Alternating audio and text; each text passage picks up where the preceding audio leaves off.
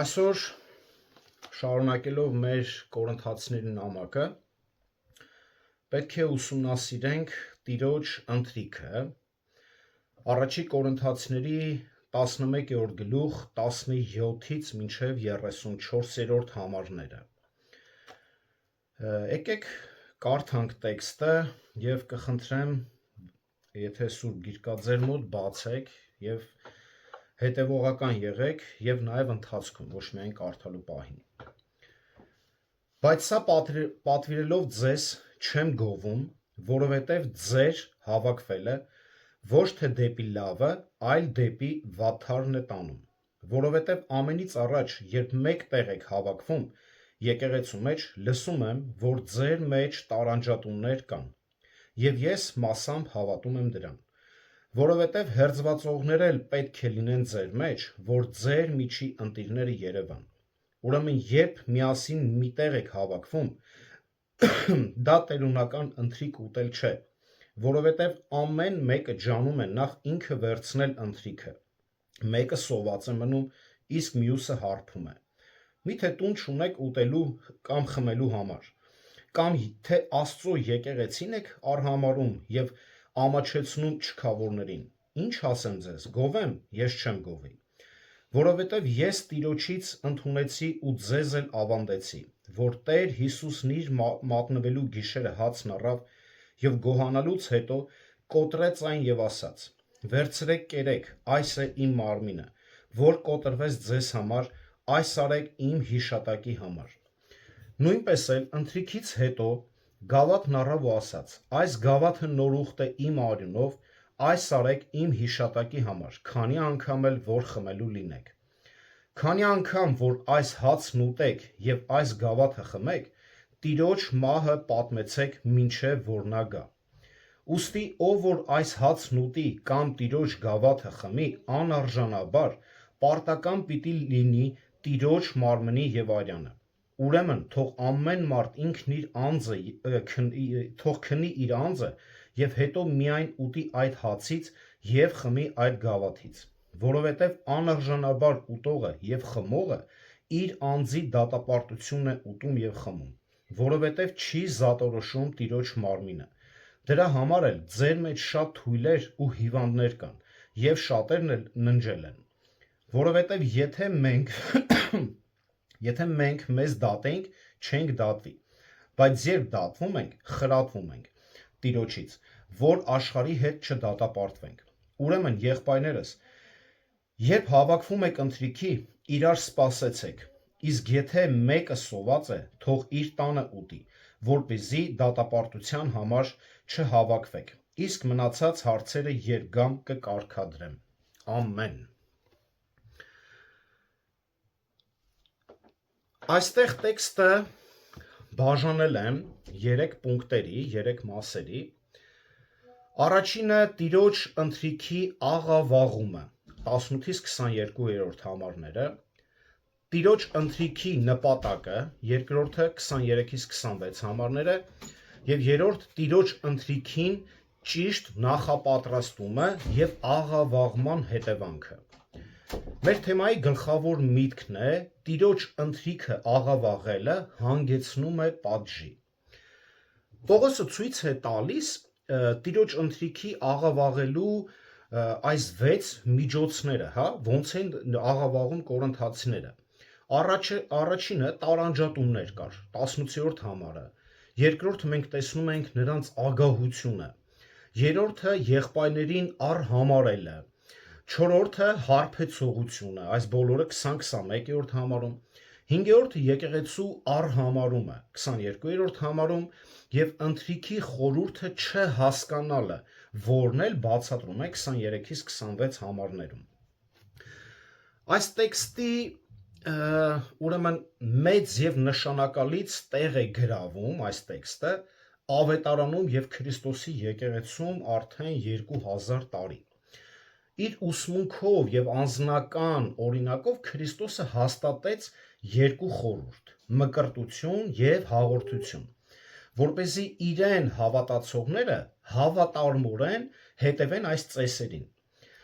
Հիսուսը պատվիրեց իր աշակերտներին. գնացեք, աշակերտեցեք բոլոր ազգերին, մկրտելով նրանց հոր եւ որդու եւ Սուրբ Հոգու անունով։ Մատթեոս 28:19 համար։ Եվ ինքն էլ օրինակ հանդիսացավ մկրտվելով Հովհաննես մկրտչի կողմից։ Մատթեոս 3 գլուխում։ Վերջին զատկի ընթրիքի ժամանակ Հիսուսն առաջին անգամ իր աշակերտների հետ նշեց այս խորհուրդը, որը մեզ հայտնի է որպես Տիրոջ ընթրիք։ Պատվիրելով իր աշակերտներին ասաց. կատարել այս սրբազան արարքը իր հիշատակի համար։ Ղուկաս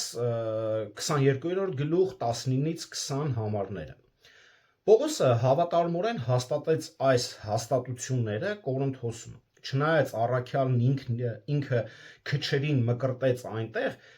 հիշում եք առաջի Կորինթացիներում հենց այդ ասում ես ուրախ եմ, որ ձեզանից շատերն էլ չմկրտեցի։ Նա պաշտպանեց մկրտության անհրաժեշտությունը որպես Տիրոջը հնազանդության ակտ։ Եվ կորինթացիները պարբերաբար նշում էին Տիրոջ ընթրիքը, որը պատվիրված էր։ Պատահական չէր, որ Քրիստոսը հաղորդությունը հաստատեց զատկի ընթրիքի ժամանակ։ Աստված հաստատեց զատիկը, երբ իր ժողովրդին ազատագրեց 400 տարվա եգիպտական ստրկությունից։ Այդ օրը հրեա ազգն էր նշում զատիկը՝ ի հիշատակ այն բանի, երբ Աստված ուղարկեց իր ժողովրդին հրեշտակին, որ հարված էր այն տներին, որոնց վրա չկար քսված գառան արյունը, բայց Իսրայելի ժողովրդին Մովսեսը տեղյակ էր պահել, որ դռան շեմերին եւ սյուներին քսեն գառան արյունը։ Այդ օրը գառը եփում եւ ուտում էին անթթխմոր հացով եւ դառը խոտաբույսերով։ Եվ Աստված ասաց Ելից 12-րդ գլխում 1-4 համարներում. «Եվ այս օրը ձեզ համար հիշարժան թող լինի, եւ դուք այն որպես Տիրոջ տոն պահեք ձեր սերունդներում։ Դուք այն պահեք որպես տոն, որպես հավիտենական տոն», շեշտեց Ելից արդեն 12 գլուխ մինչև 14 համարում։ Իր պատմության ընթացքում Իսրայելը նշել է այս տոնը ի հիշատակ այն բանի, թե ինչպես Տերը իր զորությամբ ազատագրեց ժողովրդին, դուրս բերեց նրանց Եգիպտոսից եւ բերեց ավետյաց երկիրը։ Եվ մինչ օրս Պասեքը հրեական ամենասուրբ տոներից մեկն է, մինչև հիմա։ Քրիստոսը զատկական ընթրիքին տվեց նոր անհամեմատ ավելի մեծ իմաստ։ Այն դարձավ ամբողջ մարդկային ցեղի ազատագրման խորհրդանիշ, որի համար նա եկավ երկիր։ Հին կտակարանի զատիկը միայն այս ազատագրման խորհուրդն էր։ Հացը, երբ որ կիսում ենք, Քրիստոսի մարմնի նախատիպն է եւ գինին նրա թափված արյան խորհրդանիշը։ Սա ճաշակելով մենք հիշում ենք հոգևոր հավերժական ազատագրումը, որը նա ձեռք բերեց այդքան բարձր գնով զոհաբերելով իրեն։ Հին կտակարանի զատիկը նշում էր ժամանակավոր, ֆիզիկական ազատագրումը, բայց Տիրոջ ընթրիքը նշվում է հավերժական հոգևոր ազատագրումը։ Այս բաժակը նոր ուխտ է իմ արյունով, որ թափվում է ձեզ համար, ասաց Ղուկասում 22 գլուխում։ Տիրոջ ընթրիքը մեզ հիշեցնում է Հիսուս Քրիստոսի խաչի վրա մահը։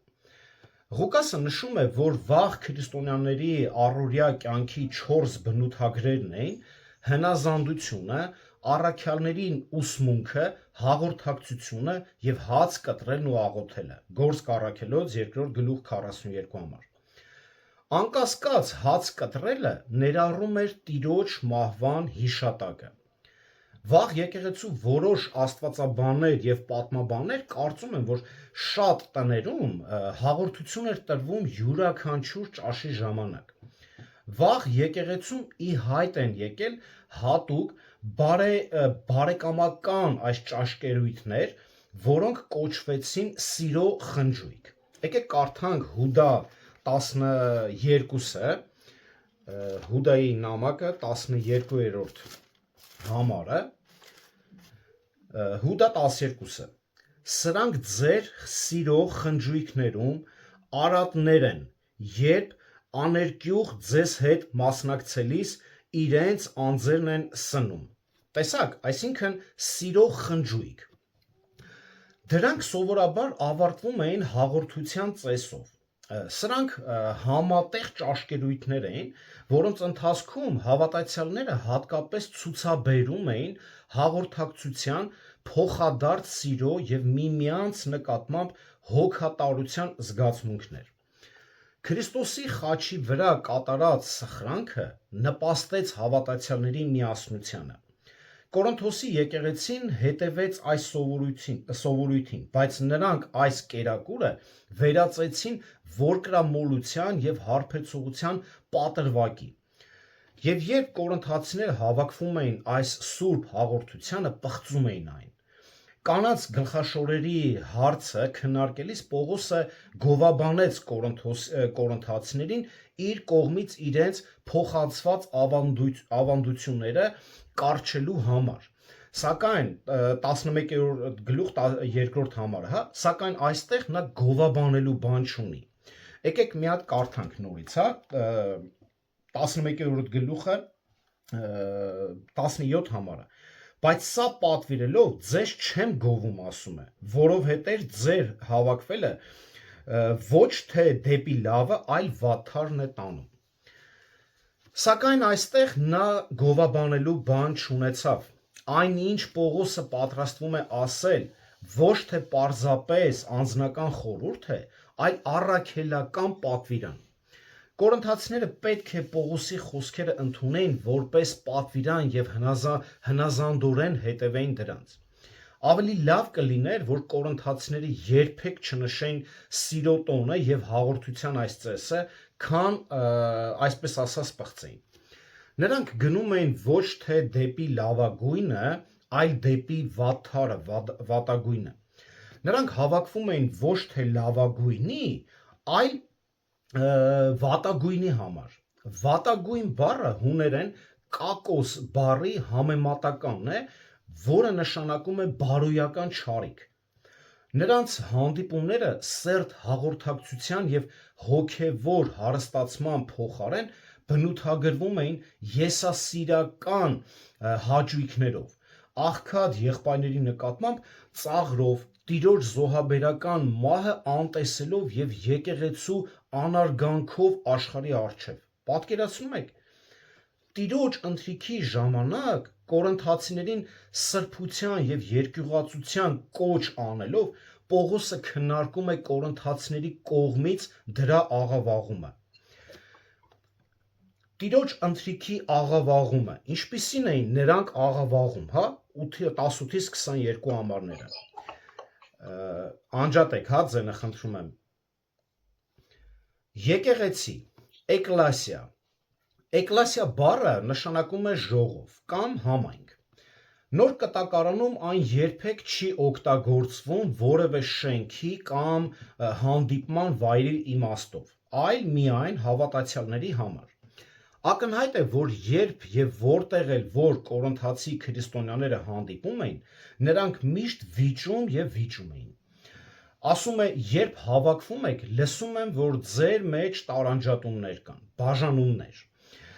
Սկիսմատա, այս բառը բառացիորեն նշանակում է կտրել կամ պատռել, իսկ փոխաբերական իմաստով բաժանում կամ անհամաձայնություն է։ Ըստ երևույթին կորինթացիները հաճախ անհամաձայնություն էին ունենում միմյանց հետ եւ չէին փորձում հասկանալ միմյանց։ Փոխանակ իրենց մտքերն ու զգացմունքները հաղորդակցության եւ երկրպագության մեջ կիսեն, նրանք իրենց ժամանակն անցկացնում են եսասիրական ցանկություններով, տարված վիճաբանելով եւ անհամաձայնություններով։ Սակայն Պողոսը հասկանում էր, որ միգուցե ավելի ուռճացված էին պատմում իրավիճակի մասին, քան իրականում կա, այսինքն մի քիչ չափազանցնում էին, չափազանցրած էին պատմում, այդ պատճառով էլ գրում է, որին ես մասամբ եմ հավատում։ Սակայն Կորինթոսի մասին այնքան բացասական լուրեր կար, որ Պողոսը նամակի թե սկզբից եւ թե ընթացքում անընդհատ հիշատակում է իրենց բաժանումների մասին։ Առաջի Կորինթացիների հենց տեսնում ենք առաջի գլուխ 10-ից 11 համարները։ Աղաչում եմ ձեզ, եղբայրներ, մեր Տեր Հիսուս Քրիստոսի անունով, որ դուք բոլորդ նույն խոսքն ունենաք եւ ձեր մեջ երկպառակություններ չլինեն, այլ միասին նույն մտքի եւ նույն կարծիքի մեջ հաստատված լինեք, որովհետեւ եղբայրներ, Քլեոսի ընտանիքից ինձ լուր հասավ ձեր մասին, թե հակառակություններ կան ձեր մեջ։ Եվ նաև 3-րդ գլուխ 1-ից 3 համարում է խոսում։ Այսինքն անընդհատ սկզբից մեջտեղից վերջից անընդհատ Պողոսը հիշատակում է նրանց բաժանումները, վիճաբանություն եւ այլն։ Այս անհամաձայնությունները անխուսափելիորեն ավարտվում են վեճերով։ Հաջորդ միջոցներն են ագահությունը, եղբայրներին անտեսելը, եկեղեցու արհամարելը, որն էլ առիթ էր հենց տարանջատումների։ Այս մի քանիսը կխոսենք ընդհանուր։ Ինչպես ցույց է տալիս այս տեքստը,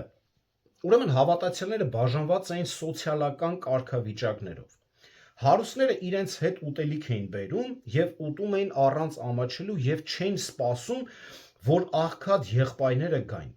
Իսկ երբ գալիս էին, հաշվի չէին առնում, ուտում էին առանց խշմտանքի։ Պատկերացնում եք, ասենք ընդ չգիտեմ, լավ սեղանը դրած, խոզի բուդա դրած, այն աղքատը շորը ճղված գալիս է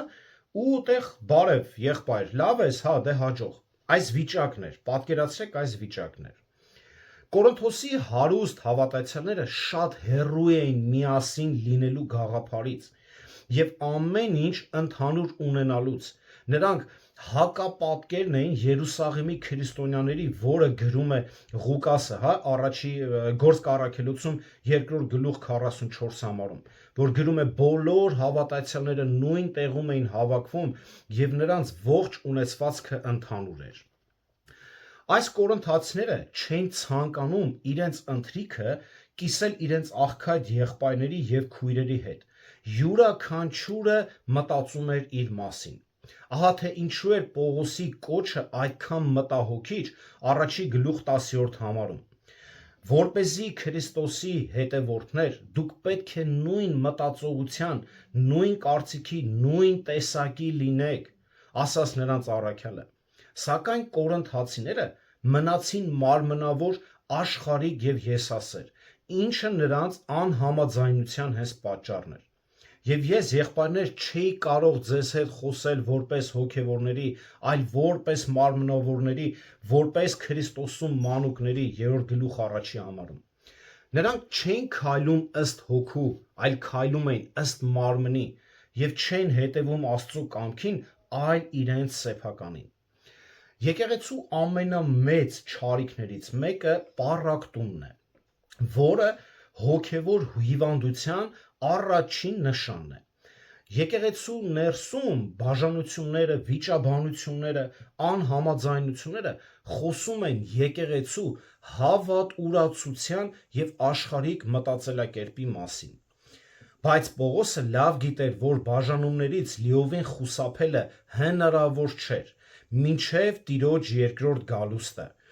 Ցորենի մեջ միշտ կլինեն որոմներ եւ անհնազանդ հավատացյալներ։ Դրա համար է գրում, որովհետեւ հերձվածողներ էլ պետք է լինեն ձեր մեջ։ Պետք է լինեն, ուշադիր տեսեք ինչ ձև էինք ասում։ Այստեղ հուներեն դեյ բառն է, որը նշանակում է անհրաժեշտ է կամ պետք է լինեն, պարտադիր պետք է լինեն, այսինքն անհրաժեշտ է կամ պարտադիր պետք է լինեն։ Երբ Սինեդրոնը փորձեց արգելել Պետրոսին եւ մյուս առաքյալներին քարոզել ավետարանը, նրանք պատասխանեցին. մենք պետք է Աստծուն հնազանդվենք, քան մարդկանց։ Տեսեք, ես այս պետք է բառն, այս դեյ բառն եմ ես ձեզ ցույց տալիս, որ պետք է մենք հնազանդվենք Աստծուն։ Գործք առաքելոց 5-րդ գլուխ 29 համար։ Այս բառը հաճախ նոր կտակարանում խոսում է անհրաժեշտության մասին, այսինքն բան, որը անհրաժեշտ է, որը անխուսափելի է, պետք է լինի։ Օրինակ, Հիսուս այս տերմինը բազմիցս օգտագործել է Մատթեոս օրինակ 24-րդ գլուխ 6 համարում, եւ դուք լսելու եք պատերազմներ եւ պատերազմների լուրեր, զգույշ եղեք, որ չտագնապեք, որովհետեւ այս բոլոր բաները պիտի լինեն, բայց դեռ վերջը չէ։ Հովհաննես 3 գլուխ 14 համար, եւ ինչպես Մովսեսն անապատում օձին բարձրացրեց, այնպես էլ մարդու որդին պետք է բարձրանա։ Նա նույնիսկ ասաց Տերը, անպայման պետք է գայթակղություններ գան, բայց վայ այն մարդուն, որի միջոցով գալիս է գայթակղությունը։ Մատթեոս 18 գլուխ 7 համար։ Այս պետք է բառը ցույց է տալիս Աստծո կանխատեսումը, որը անպայման պետք է լինի։ Պատկերացնում եք, որ Պողոսն այստեղ նշում է այն իմաստով, որ օգտագործում է այս day տերմինը, որ եկեղեցիներում նույնպես պետք է լինեն նման մարդիկ։ Ցավալի է, բայց փաստ է։ Պարադոքսն այն է այստեղ, որ Կորինթոսի եկեղեցում պետք է լինեն կարծիքների տարբերություններ, որպեսզի նրանց մեջ բացահայտվեն որակով հավատացյալները, որակավորվածները։ Որակավորվածների սերը, ներդաշնակությունը եւ հոգեվորությունը հստակորեն արտացոլվում են անհամաձայնություն առաջացողների աշխարհիկության եւ անհնազանդության ֆոնին։ Հմուտ դոկիմոս բառը նշանակում է փորձված, այս մարդիկ փորձվածներն էին հենց։ Այս տերմինը օգտագործում է կրակով կարծրացրած եւ մաքրված թանկարժեք մետաղների նկատմամբ։ Եկեղեցու ներսում առաջացած այս անհամաձայնությունները, որոնք էլ որ ինքնին անբարո եւ մեղավոր լինեն, այնուամենայնիվ Տերը օգտագործեց իրեն նվիրված սրբերի արժանավորությանը ապացուցելու համար։ Վեճերի եւ կռիվների մեջ նրանք առանձնանում էին ինչպես մաքուր ոսկին այս կեղտի մեջ։ Չարը նպաստում է բարու դրսևորմանը։ Եկեղեցու առկա դժվարությունները ստեղծում են մի իրավիճակ, որտեղ դրսևորվում են հոգևոր ուժ, իմաստություն եւ առաջնորդական կարողություններ։ Սա ձեզ համար որպես թող լինի սահմանում։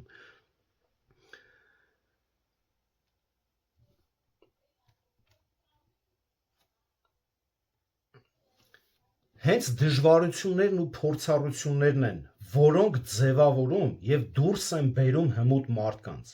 Եվ միայն նման փորձված ու ստուգված մարդկանց կարող է եկեղեցին վստահել առաջնորդությունը։ Երջանիկ է այն մարդը, որ համբերում է փորձությանը, ասում է Հակոբոսը, որովհետև երբ նա փորձությանը ենթարկվի, կստանա կյանքի պսակը, որը Տերը խոստացել է իրեն սիրողներին, Հակոբոս 1:12։ Այսպիսի խոսք է, չէ, ասում է, դժվար ժամանակները ստեղծում են ուժեղ մարդկանց։ Այլախոհներ բառը գիտեք ինչ է։ Այլախոհներ։ Իրանց մի բառ է, անուն են տվել, տեսեք, այլախոհներ լայն իմաստով, ուրեմն տարբեր հայացքներ ունեցող մարդիկ են։ Այսինքն, իրենց անձնական կարծիքը ունեցողներ են, որոնք ինչպես կարող են ձևավորել թե քաղաքական դաշտում, այնպես էլ հոգևոր դաշտում, եւ վարդապետական հարցերում ունենում են իրենց կարծիքը, որն էլ ստեղծում է հակամարտություն եւ վեճեր։ Ուրեմն այս այլախոհներից հենց կային Կորինթոսում։ Այլախոհները ոչ միայն խաթարում են եկեղեցու միասնությունը, այլև ոչնչացնում են այն։ Սկզբում այն օգնում է գտնել ուժեղ հոգևոր առաջնորդներ, բայց եթե իրավիճակը չվերահսկվի, այլախոհությունը կխաթարի քրիստոնյաների ցանկացած խմբի միասնությունը, եւ դա չի կարելի թույլ տալ։ Նրանք ավետարանը անգամ իրենց կարծիքով են մեկնաբանում, որը խստիվ արգելվում է։ Պողոսը Տիտոսին խորհուրդ տվեց հետևյալ խոսքերով. Տիտոս 3 գլուխ 10-11 համարը. հեռու մնա հերձվածող մարդուց մեկ կամ երկու անգամ խրատելուց հետո, գիտենալով, որ այդպիսին շեղված է ու մեղք է գործում, ինքն իրեն դատապարտելով, հեռու մնա այդ մարդուց։ Կա, չէ, մարդկանց բացատրում ես, վարդապետություն ես ցույց տալի, իրանք պատրաստ են վիճաբանելու, որտեղ ինքիա կարծիքն է ասում։ Ինքը չի կարողանում փաստի սուրբ գրքով եւ այլն ինքիա կարծիքով վիճաբանություն է ստեղծում։ Պողոսն ասում է այդպիսի մարդուն 1-2 անգամ խրատելուց հետո մերժիր, գնա, մի շփվել հետը, մի խոսա հետը։ Ուրեմն պառակտման եւ խմբակային բաժանման այս ցանկությամբ մարդը ապացուցում է, որ ինքը մարմնավոր է եւ արժանի չէ քրիստոնեական համայնքի մաս կազմելուն։ Այս ուրեմն չարիքն առավելապես դրսևորվեց Տիրոջ ընթրիքի ժամանակ։ Դեյպնոն, ընթրիքը կոչվում է հուներեն դեյպնոն։ Տերմինը, պարզապես նշանակում է ընթրիք, բայց Տիրոջ ածականի ավելացումը, Տիրոջ ընթրիքը, բառին տալիս է հատուկ իմաստ։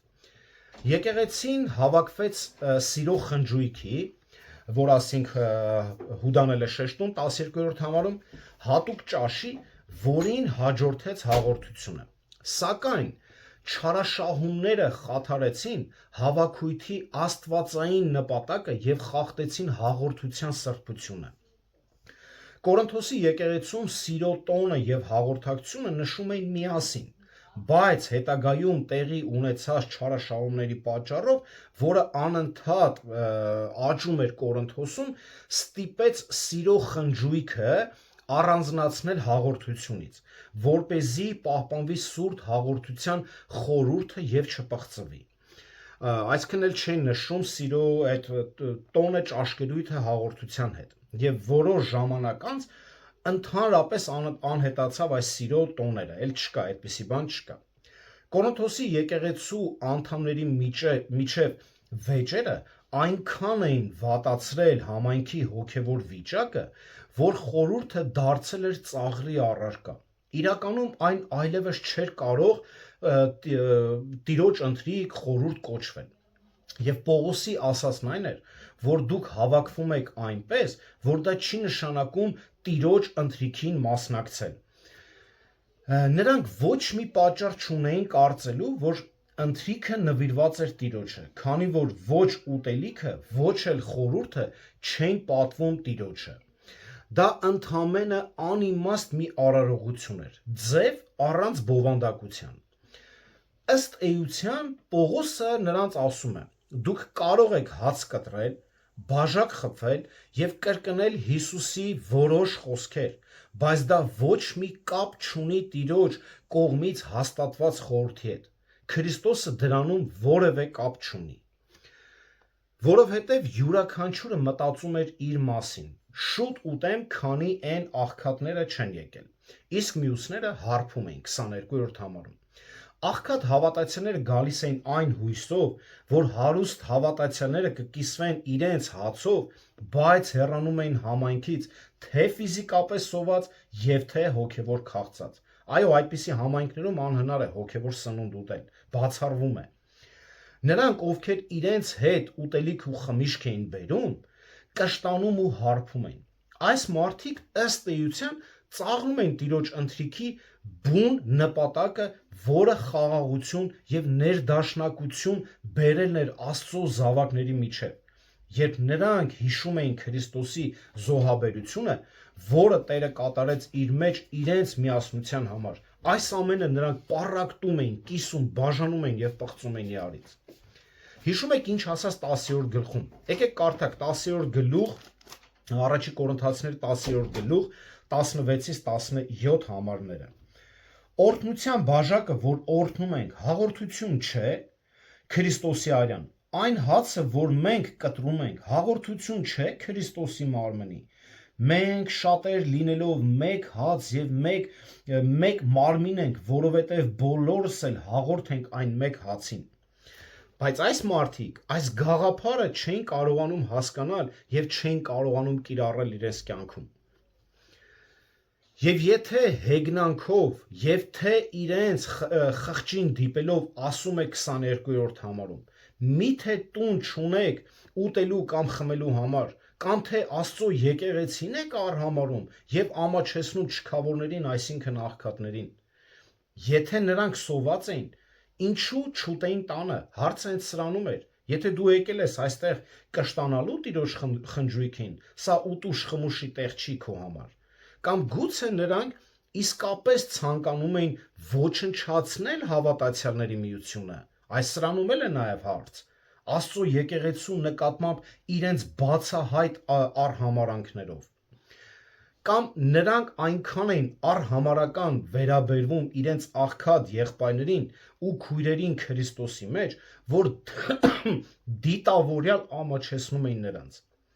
Անկախ այս հավատացյալների վարքագծի պատճառներից եկեղեցուն հասցված վնասը աններելի է։ Կներեք։ Եթե նրանք չեն կարող սեր ցուցաբերել, ապա ինչու են սիրո խնջույքներ անում։ Եվ Պողոսը կարծես հիասթափված ասի նրանց. ինչ հասեմ ձեզ, գովեմ, ես չեմ գովի ձեզ։ Քրիստոնյայի զգացմունքներն ու դրդապատճառները միշտ պետք է մաքուր լինեն։ Սակայն երբ հավատացյալները հավաքվում են Տիրոջ սեղանի շուրջ, նրա մարմնի հացի եւ նրա արյան բաժակից ճաշակելու, անհրաժեշտ է, որ նրանք թողնեն ամեն մեղք, դառնություն, ռասայական կամ սեռային նախապաշարմունքներ կամ դասակարգային հպարտություններ, քանի որ այսպիսի վերաբերմունքն է, որ բացահայտորեն պղծում է Աստծո սուրբ եւ գեղեցիկ հաղորդակցության խորհուրդը, որը նախատեսված է միավորելու, այլ ոչ թե պառակտելու։ Եվ այս ամենից հետո Պողոս առաքյալը ավարտելուց հետո, այսինքն տեսնում է, որ այս մարդիկ դեռ խորհուրդը չեն հասկացել, ինչ է անում, բացատրում է Տիրոջ ընթրիքի նպատակը 23-ից 26 համարներում։ Այս տողերը 23-ից 26 համարները ուրեմն գիտեք ինչ են նման, կարծես մի ցեխոտ փողոց լինի ու այնտեղ միամիտ ընկնի ադամանտ,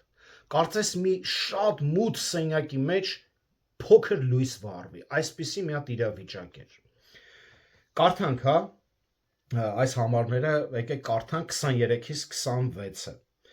որովհետև ես Տիրոջից ընդունեցի ու ձեզ էլ ավանդեցի, որ Տեր Հիսուսն իր մատնվելու գիշերը հաց առավ եւ գոհանալուց հետո կտրեց այն եւ ասաց. վերցրեք կերեք, այս է իմ մարմինը, որ կոտրվեց ձեզ համար, այս արեք իմ հիշատակի համար։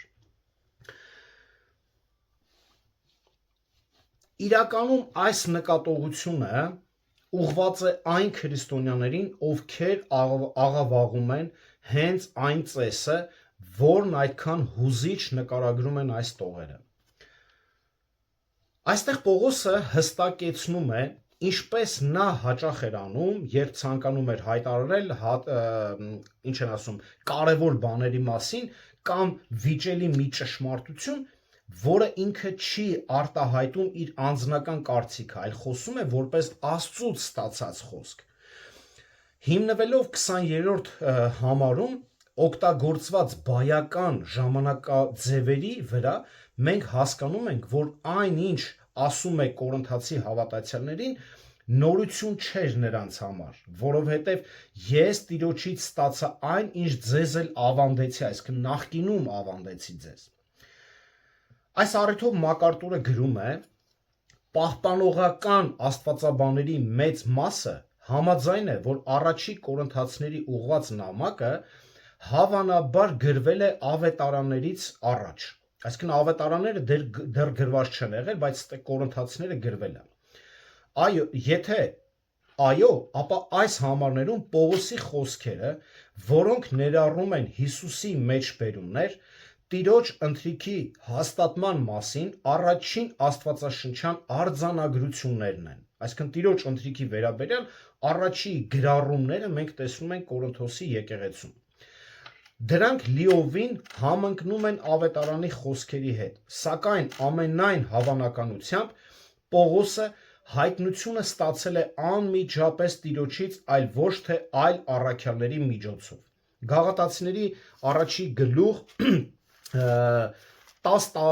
կարդանք 10-12 համարները, հա, Գաղատացիների առաջի գլուխ 10-12 համարները։ 11-12-ը կարդանք. Սակայն ես եղբայրներ վկայում եմ ձեզ, որ այն ավետարանը, որ ինքս քարոզեցի, մարդուս չէ,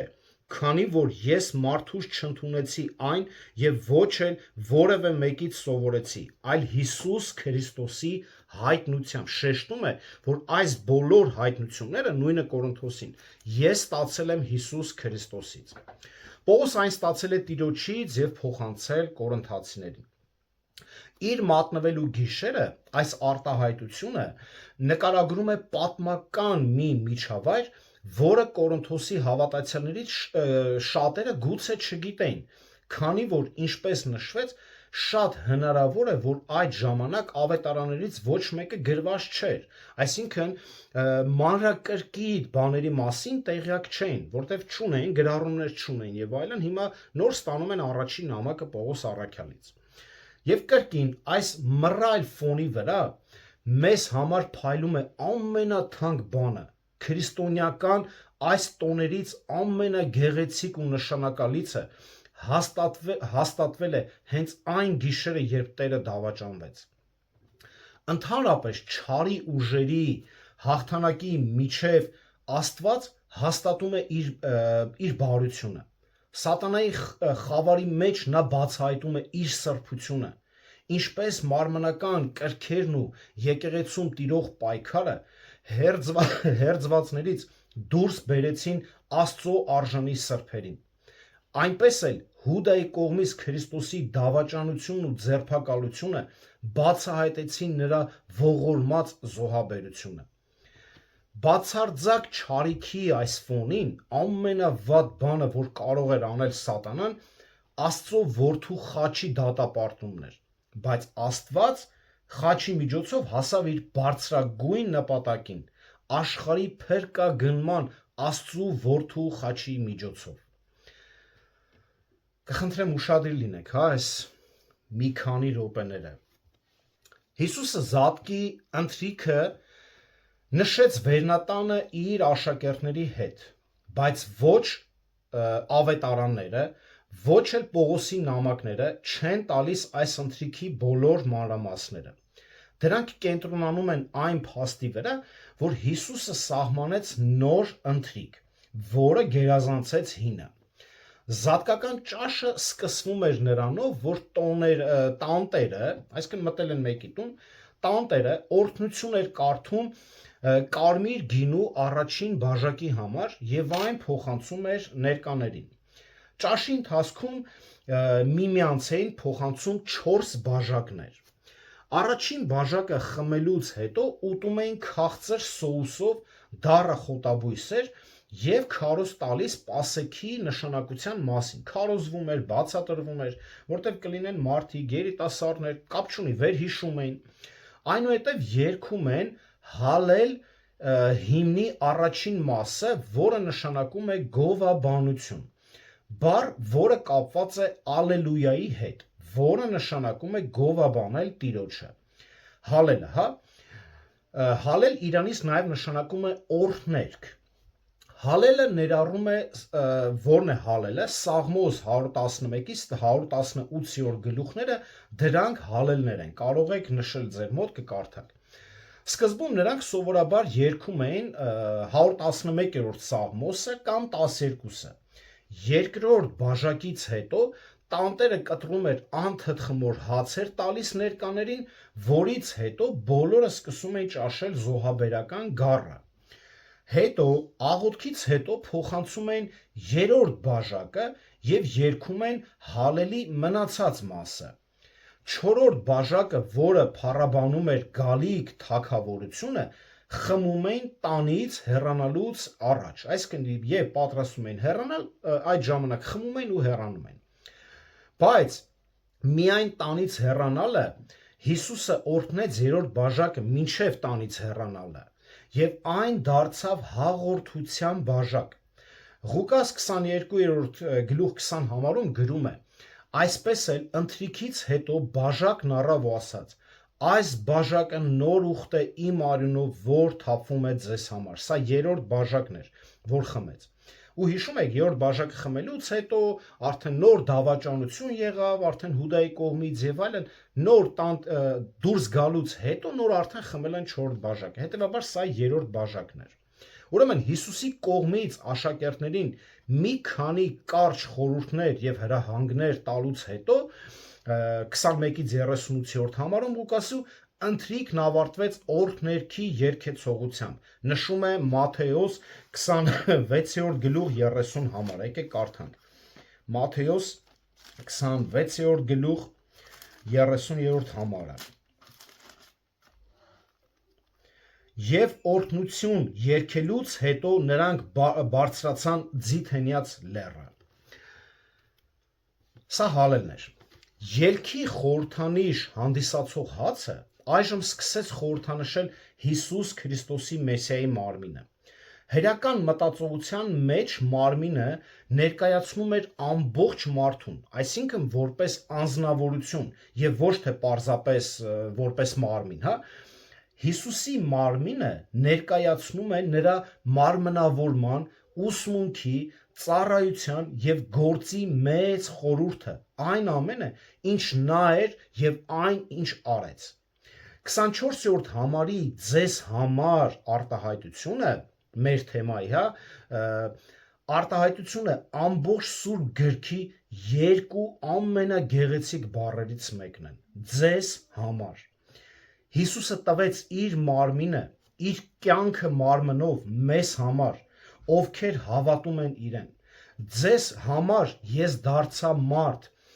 ձեզ համար ես տվեցի ավետարանը, ձեզ համար ես տառապեցի եւ մահացա։ Մեր ողորմած, սիրող, առատաձեռն բարի Աստվածը մարմնացավ ոչ թե իր համար, այլ մեզ համար։ Այս զոհաբերությունը եւ դրա հետ կապված օգուտները մեզ համար էին։ Հիսուսը կատարեց այս զոհաբերությունը եւ այն մատուցեց բոլորին։ Նա վճարեց փրկագինը յուրաքանչյուրի համար, ով ցանկանում է ազատ լինել։ Նա իր մարմինը ու արյունը տվեց բոլորի համար, բայց նրա զոհաբերությունից օգտվում են հավատացողները։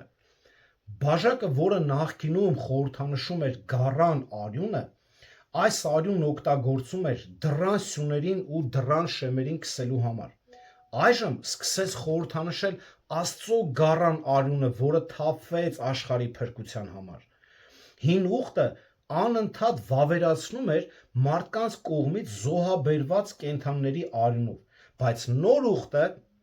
մեկընդմիշտ վավերացվեց Քրիստոսի արյունով, որին Աստված ինքը առաջարկեց, ասում է Եբրայեցիների 9:28-ը։ Աստված ինքը առաջարկեց, որ այդ արյունը թափվի, որ այդ փրկությունը հասնի մարդկությանը։ Հին ազատագրումը պարզապես եգիպտական գերությունից ազատագրում էր։ Այսպիսով Հիսուսը վերցրեց բաժակը եւ ասաց. «Սա նոր ուխտ է իմ արյունով»։ Կարևոր է հասկանալ, որ ուխտը նոր չէր այն իմաստով, որ այն շնորհի ուխտ էր, որը փոխարինում էր գործերի ուխտին։ Այն նոր ուխտ էր այն իմաստով, որ այն փրկարար ուխտ է, որին հղում էին հին ուխտի բոլոր կանխատեսումները։ Չափազանց ուշադիր, հա, որ խորհուրդը հասկանաք, այստեղ արդեն պետք է բացատրվի։ Նոր ազատագրումն էր մեղքից դեպի փրկություն, մահից դեպի կյանք, սատանայի իշխանությունից դեպի Աստծո արքայություն։ Զատիկը դարձել է Տիրոջ ընթրիք։ Հիմա մենք ուտում ենք հացը եւ խմում ենք բաժակը ոչ թե Կարմիր ծովը եւ Եգիպտոսի ելքը հիշելու, այլ խաչը եւ փրկչին հիշելու համար։ Հիշելը հիշեք այս բառը։ Սա արեք իմ հիշատակի համար։ Սա Տիրոջ շուրթերից հնչած հրաման է։ Հետևաբար ընթրիքին մասնակցելը հավատացյալների համար ընտրության հարց չէ։ Մենք պետք է կանոնավոր մասնակցենք դրան, եթե ուզում ենք հավատարիմ լինել Տիրոջը, որը փրկագնեց մեզ մի գործողության, որը մենք կոչված ենք հիշելու։ Տիրոջ ընթրիքին չմասնակցելը անհնազանդություն եւ մեղք է։ Հրեաների համար այս հիշել բառը, հա, նշանակում էր ավելին, քան պարզապես իրադարձության մասին մտորելը կամ պատմական փաստի հիշողության մեջ պահպանելը։ Իսկապես հիշելը նշանակում էր հոգևորապես վերադառնալ այն իրադարձությանը եւ կրկին զգալ դրա իրականությունն ու նշանակությունը, հոգևորապես զգալ, վերապրել այդ օրը,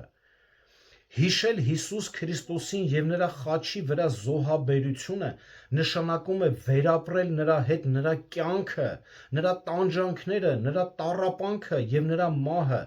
որքանով դա մարդկայինորեն հնարավոր է։ Երբ մենք մասնակցում ենք Տիրոջ ընթրիքին, մենք նոր զոհ չենք մատուցում, մենք զորություն չենք ստանում,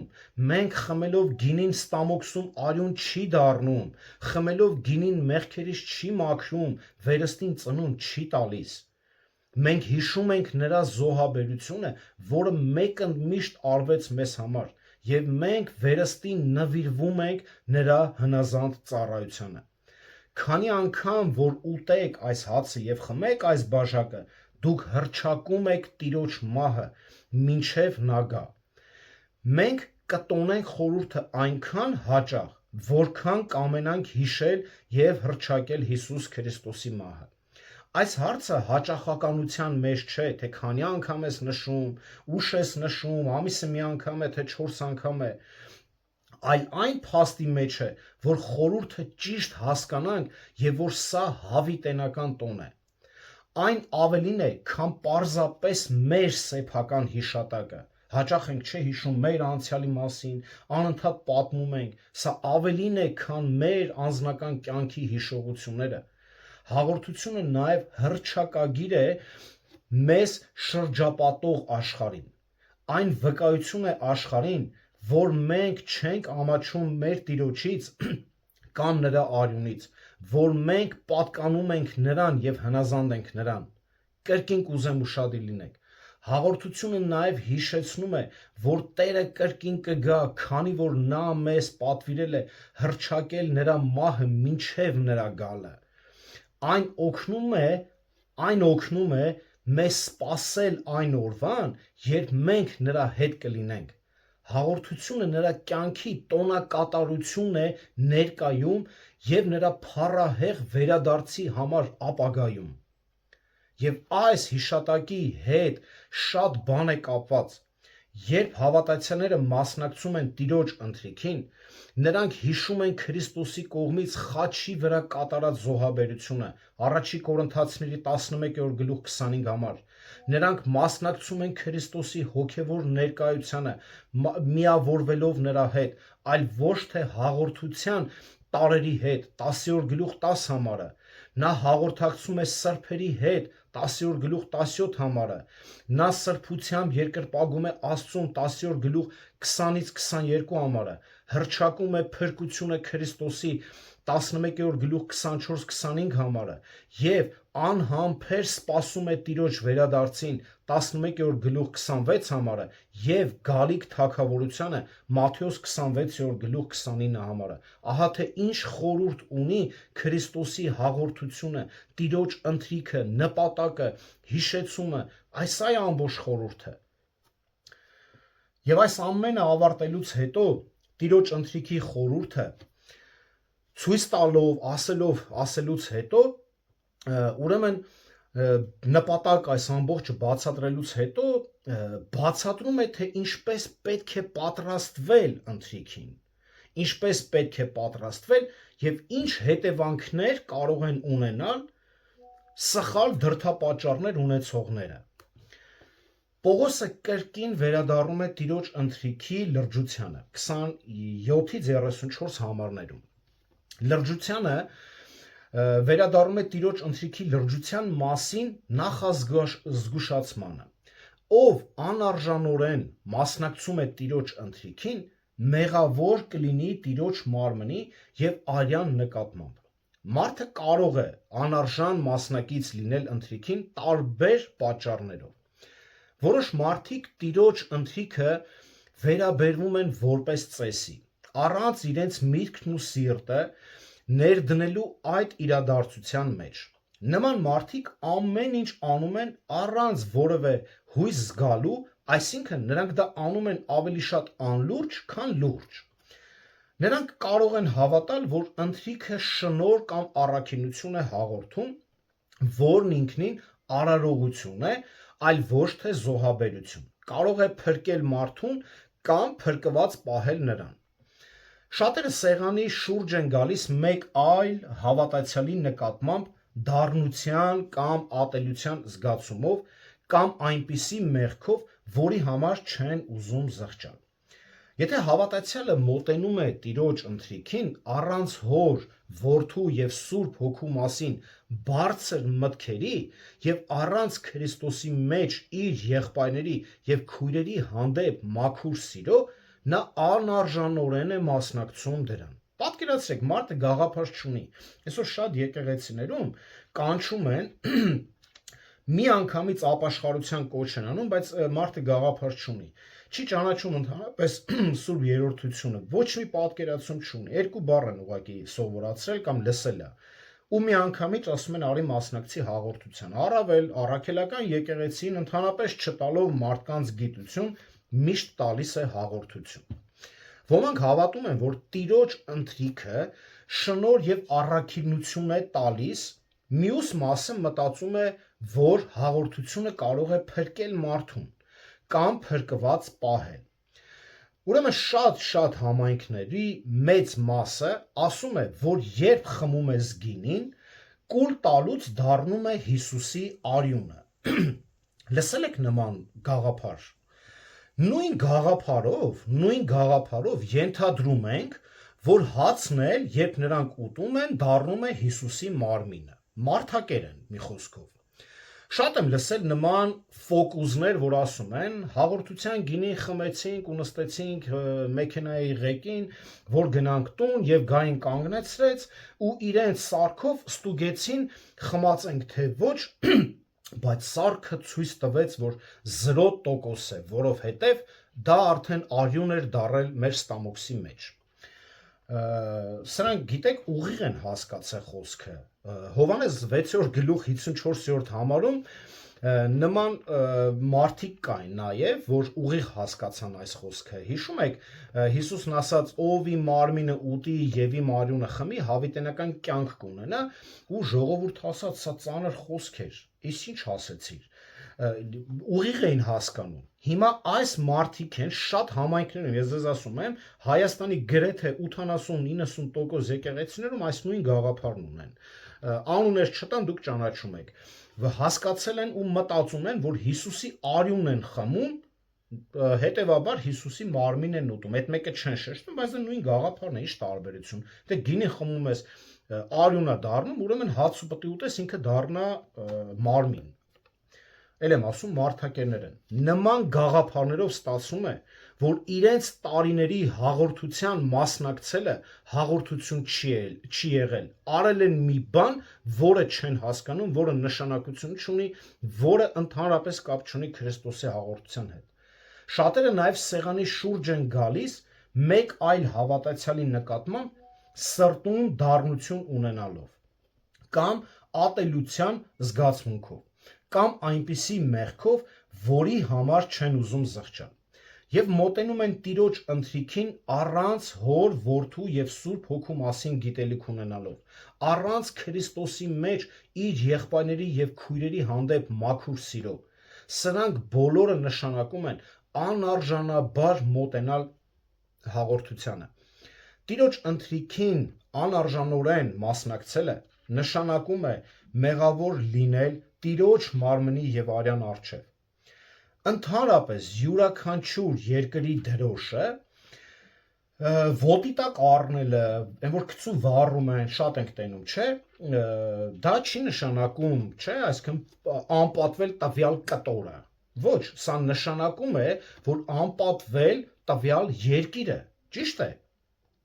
Հիմա նույն գաղափարով կներեք, նույն կերպ էլ հաղորդությանը անարժանորեն վերաբերվելը պարզապես արարողությանը անպատվել չէ, այլ այն անձին անպատվելն է, ում պատվին կատարվում է այս արարողությունը, այսինքն Հիսուս Քրիստոսին են անպատվում։ Մենք մեղավոր ենք դառնում Տիրոջ մարմնի ու արյան անպատվելու մեջ, խորհրդանշելով նրա ողորմած կյանքը, նրա մեզ համար կատարած գործը, նրա տառապանքն ու մահը մեզ համար։ մենք մեղավոր ենք դառնում Հիսուս Քրիստոսի անձի նկատմամբ անտարբերության կամ ծաղրի մեջ։ Հետևաբար, ամեն անգամ, երբ մարդը մոտենում է Տիրոջ ընթրիքին, նա պետք է ինքն իրեն քնի եւ այդպիսով թող ուտի հաղորդության հացից եւ խմի այդ բաժակից։ Հաղորդություն ընդունելուց առաջ մենք պետք է լավ քնենք ինքներս մեզ, ասում է Պողոսը, անկեղծորեն նայենք մեր սրտերին տեսնելու համար, թե արդյոք դրանց մեջ կա որևէ բան, որը չպետք է լինի այնտեղ, եւ մաքրենք այն ամենը, ինչը չար է։ Մեր դրդապատճառները, մեր վերաբերմունքը Տիրոջ նկատմամբ, նրա խոսքի, նրա ժողովրդի եւ հաղորդության նկատմամբ այս ամենը պետք է ուշադիր քննվի Տիրոջ առջև։ Եվ միայն այդ դեպքում միաբանությունը դառնում է մի յուրահատուկ վայր, որտեղ եկեղեցին մաքրագործվում է։ Սա հաղորդության կենսատու օգուտը, այս հաղորդության, եւ Պողոսի նախազգուշացումները միայն ամրապնդում են հենց այս իդեալը։ Տիրոջ սեղանից պատշաճ վերաբերմունքով չմասնակցող մարդը ուտում եւ խմում է իր դատապարտությունը, առանց Տիրոջ մարմինը տարբերելու։ Այստեղ դատապարտում կրիմա բառն է, որը փոխանցում է մեզ պատժի գաղափարը։ Հռոմեացիների 8-րդ գլուխ 1-ին համարում այսպես է ասում. հիմա դատապարտություն չկա նրանց համար, ովքեր Հիսուս Քրիստոսի մեջ են։ Այստեղ Պողոսը օգտագործում է Հռոմեացիս 8:1-ում քրիմա բառը, որը մեծ տարբերություն կա մեր տեքստի 32-րդ համարի մեջ կրիմա բառի հետ։ Քրիմա բառը նշանակում է պատիժ փրկվածների համար, իսկ կատակրիմա դատապարտություն կորածների համար։ Այս պատիժը կկիրառվի, եթե հավատացյալը չմտածի մարմնի, այսինքն արյան եւ մարմնի մասին, որպես հաղորդության բաղադրիչների մասին, այսինքն չի մտածում մանրուքների մասին, որպեսզի մենք խուսափենք Աստծո դատաստանից, մեր հոգևոր վիճակը պետք է համապատասխանի այս իրադարձության սրբությանը։ Եվ 30-րդ համարը մեզ ասում է, թե ինչպիսի պատիժ կարող է կիրառել Տերը հակառակ դեպքում։ Եկեք կարդանք, հակառակ դեպքում 30-րդ համարը։ Դրա համար էլ ձեր մեջ շատ թույլեր ու հիվանդներ կան եւ շատերն էլ ննջել են։ Աստված չի դատապարտում նրանց, ովքեր չարաշահում են Տիրոջ սեղանը հավիտենական տանջանքներով, բայց նա կարող է պատժել նրանց ծանր հիվանդություններով եւ մահով։ Բնագրում այստեղ ինչպես նոր կտակարանում, որոշ այլ տեղերում օգտագործում է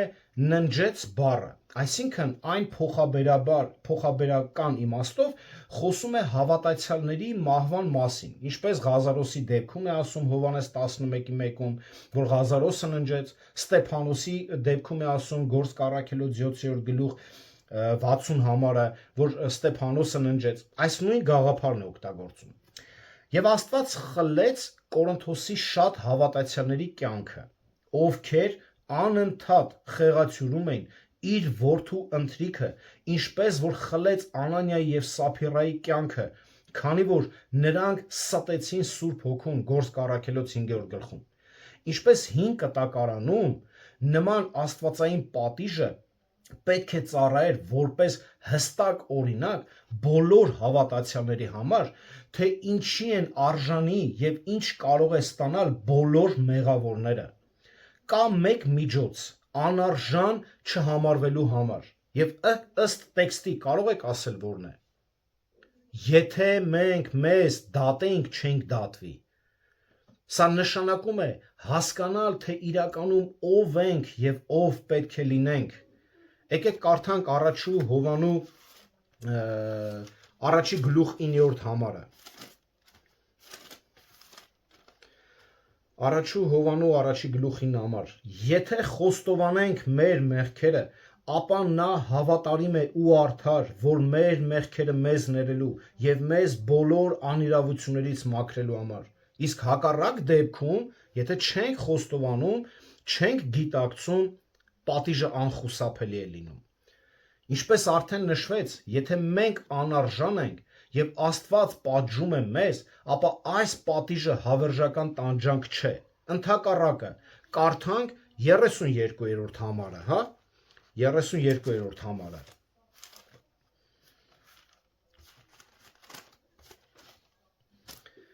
Բայց երբ դատվում ենք, խրատվում ենք Տիրոջից, որ աշխարհի հետ չդատապարտվենք։ Տեսակ, եթե դատվում ենք, խրատվում ենք զուտ, պատիժ ենք ստանում այն պատճառով, որ աշխարհի հետ չդատապարտվենք։ Աստված պատիժներ է ուղարկում անհատներին, նրանց մեղքից հեռացնելու համար, եւ նա եկեղեցում ոմանց մահով է պատժում, որպեսզի մյուսներին ուղղորդի մեղքի փոխարեն սրբությունը ընտրելը։ Նույնիսկ եթե Աստված մեր կյանքը խլի իր հաղորդությունը պղծելու համար, դա միայն մեզ հավիտենական տանջանքներից խուսափելու համար կլինի։ Տեսնում եք նորից Աստծո ողորմությունն ու սերը անընդհատ միջոցներ է ման գալիս, որպեսզի մեզ փրկի, բուժի, օգնի, եկեղեցին սուրբ պահի, այն մեկին օրինակ ծառայի։ Ինչ զորություն ունի այս իմաստը, այս միտքը, հա? Ոչ միայն Աստծո դատավճիռն է մեզ պահում դատապարտությունից, այլև Աստծո անմիջական միջամտությունը։ Աստված մեզ պատժում է, որպեսզի մենք չկորցնենք մեր փրկությունը։ Ես չեմ քարոզում, որ մենք կարող ենք փրկությունը կորցնել։ Այո, եթե մեզանից լիներ, մեր փրկությունը կորցնենք, բայց եթե մեզանից լիներ, նախ մենք չենք էլ վաստակի։ Իսկ եթե վաստակած լինենք, հիմա շուտ ենք կորցրած կլինենք։ Բայց քանի որ նրա շնորհով ենք փրկվել, նա էլ պահում է մեր փրկությունը իր միջոցներով։ Հասկացաք, չէ՞ իմաստը։ Նա կարող է նույնիսկ խլել մեր կյանքը անհրաժեշտության դեպքում, նախքան մեր որևէ բան անելը, քանի որ Պողոսը խոսում է այն մասին, թե ինչպես պետք է նրանք իրենց պահեն, ասում է 33-րդ համարը։ Ուրեմն եղբայրներս, երբ հավաքվում եք ընթրիքի, իրար սպասեք։ Այսինքն սա արդեն էս իրար սպասել արդեն ցույց է տալիս մեծ հարգանք, հասկանալ նպատակը, խորհուրդը։ Եթե դու լիարժեք հասկացել ես խորհուրդը, դու արագի մեջ չես խմի, բաժակը հաց ուտես ու վազես փախնես։ Արդեն սա խոսում է գաղափարի մասին, մտածողության մասին։ Ուրեմն, եթե որևէ մեկը գալիս է միայն իր քաղցը հագեցնելու, ապա պետք է տան ու ուտի, ասում է։ Հակառակ դեպքում դա սիրո խնջույքի աղավաղում է։ Երբ հավատացյալները հավաքվում են սիրո խնջույքի եւ հատկապես Տիրոջ սեղանի շուրջ, նրանք պետք է հստակ հասկանան, որ եկել են իրենց հոգևոր քաղցը հագեցնելու, այլ ոչ թե ստամոքսը լցնելու։ Մեղքի համար միասին հավաքվելը իմաստ չունի, քանի որ դա նշանակում է դատապարտության համար միասին հավաքվել։ Պողոսի վերջին դիտողության մեջ, որը նշված է այստեղ, այլ ոչ թե նամակի վերջում է ասում, հա 16-րդ գլխում, ասում է իսկ մնացած հարցերը կգամ, երբ գամ կկարգադրեմ, ենթադրում է նաև Աստծո երկրպագության կամ Տիրոջ ընթրիքի կամ երկուսի հետ կապված այլ հարցեր։ Եւ այս ամենը Պողոսը կորոշի, կասի, երբ գա ինքը արդեն եկեղեցի։ Այսքանն էր, սիրելի քույրեր, եղբայրներ, բայց եկեք նայենք մի քանի գործնական քայլեր եւ ավարտենք։ Առաջինը, մինչ կփորձեք եկեղեցում վիճաբանություն, տարանջատումներ ստեղծելը, հիշեք, որ դա Տիրոջ եկեղեցին է եւ Տիրոջ Սուրբ Հոգին վերահսկում եւ դիտում է ամեն ինչ։ Դա մենք չենք ստեղծել այդ եկեղեցին եւ մենք չենք գլուխը, որ ոնց ուզենանք պահենք եկեղեցում։ Երկրորդը, հերձվածողների հանդեպ ուշադիր եղեք։ Նրանք ամեն գնով ուզում են պղծել Տիրոջ եկեղեցին, ուզում են բաժանություններ բերել անընդհատ եկեղեցում, վիճաբանություններ, խռովություններ։ Նրանց տեսքը նման է մեզ, բայց գործողություններն են տարբեր։